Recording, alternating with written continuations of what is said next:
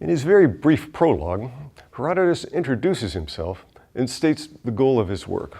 Quote, Herodotus from Halicarnassus here displays his inquiries that human achievement may be spared the ravages of time, and that everything great and astounding, and all the glory of those exploits which serve to display Greeks and barbarians alike to such effect, be kept alive, and additionally, most importantly, to give the reason they went to war. He immediately distinguishes the main actors, the Greeks and the barbarians, the barbaroi in Greek. By the latter, he means any non-Greek speaker, and in the context of the Persian Wars, this almost always refers to the Persians. His clearly stated objective of preserving a record of human achievement from oblivion is one that we've seen before. Gilgamesh attempts to obtain a posthumous immortality by means of his heroic works. Likewise, the Tower of Babel story shows people trying to create a great architectural monument as a testimony to their existence.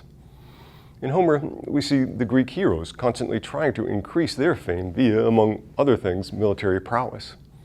In each case, it's a struggle against the sense of meaninglessness caused by the awareness of being an insignificant, finite human being in a large world and an infinity of time.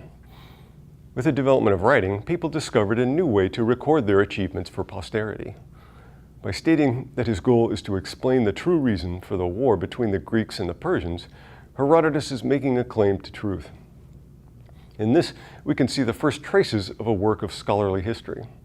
The stories of Homer, with magic potions, giants, and monsters, are amusing and entertaining, but the author is not really worried about convincing us that what is being recounted is actual fact. By contrast, Herodotus is at pains to give us a true account of things as he can. He tells his readers of the things that he's seen with his own eyes, or has accounts that he has been given from his local translators. He's careful to give different versions of the same story that he has heard instead of taking one of them and ignoring the rest. He writes, quote, although it's incumbent on me to state what I'm told, I'm under no obligation to believe it entirely, something that is true for the whole of my narrative, unquote. This can be seen in the very first stories that he recounts in his work.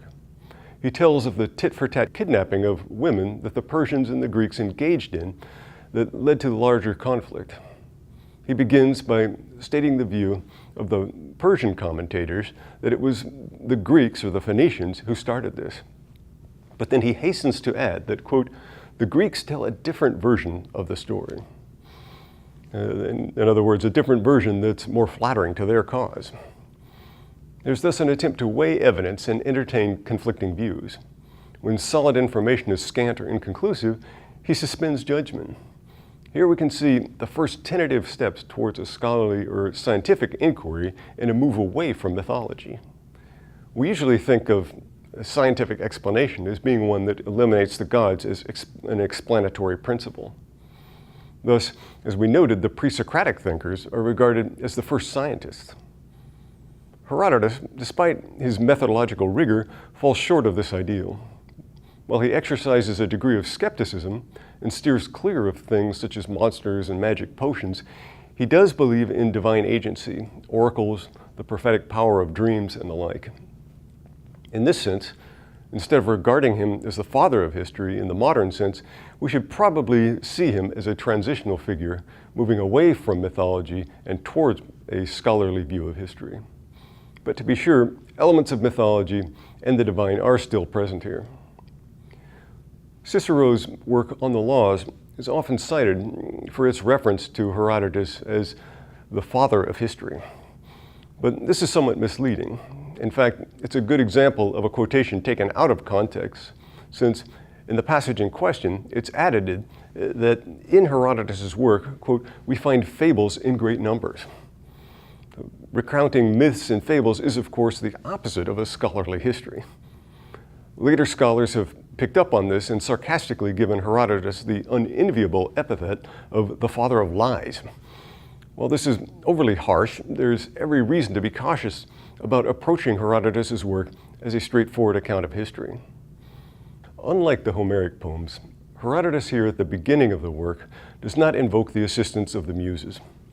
This is not a work that requires divine inspiration to relate.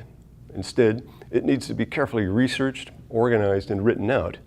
But this is all in the sphere of human capability.